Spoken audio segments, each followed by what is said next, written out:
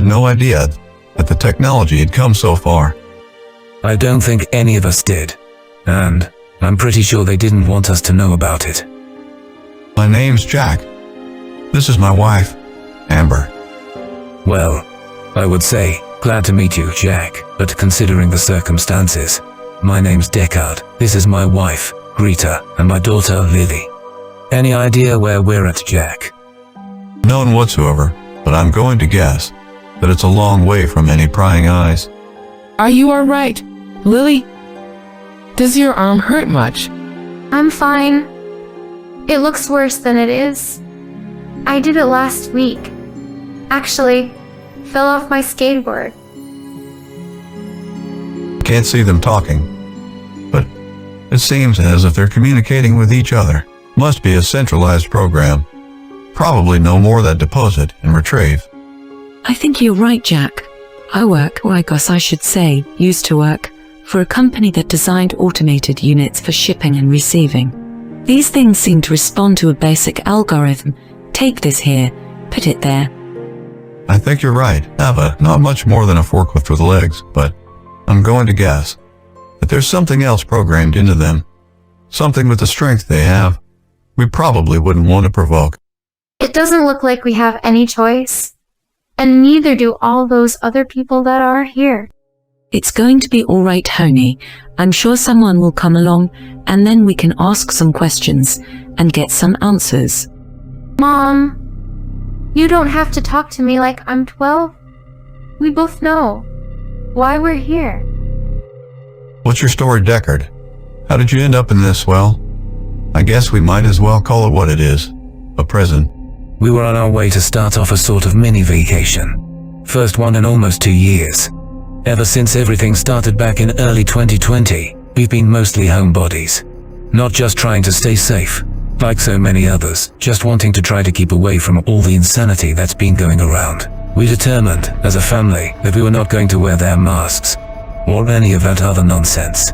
It cost both of us our jobs, and we had to pull Lily out of school, but it's brought us closer together as a family and strengthened our faith in the Lord. That much we can understand. It seems to be one of the underlying truths about this place. Some of those on the bus they brought us here on say almost the exact same thing. We were driving along on the freeway, normal traffic, but then I noticed after about 5 hours into our trip that the traffic started to slow down. Within 30 minutes we were at a dead stop. I thought that it might be an accident, or maybe some road construction. After just a few minutes though, I saw the police cars up in the distance, completely blocking the road and only letting one car at a time pass after they had spoken to them. We've paid a lot of attention to a lot of different news sources over the past year or so. It's my fault. I should have seen it coming. Sweetheart, stop saying that. There's no way we could have known. And you saw what happened to that person in front of us that tried to turn around and leave. Yeah, I remember. When it was our turn to pull up to the barricade, the men in uniform were friendly enough, but they had a purpose, and no one was going to stop them from it. License, registration and insurance papers. Please, sir. Thank you. May I ask, where are you going today? I told him the truth. Just a short, 3-day vacation. Wanted my daughter to see some of the sights, to spend some time with my family, just getting away for a few days. Very good, sir. Everything here looks in order. Now, I'm going to need to see your vaccination verification papers. Please. There was no arguing with them. I told them that it was against all that we stood for, that it did not show faith in Christ, that we were not obligated to take their shot. They wouldn't listen to anything we said. They were like those robots out there. It was like they had only one purpose from that moment on.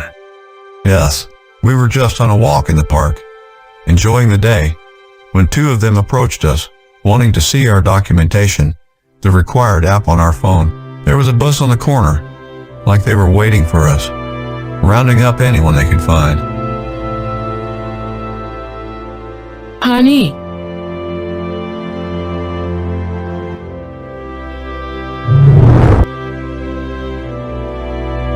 Mr. and Mrs. Hammond, if you would come with me, please.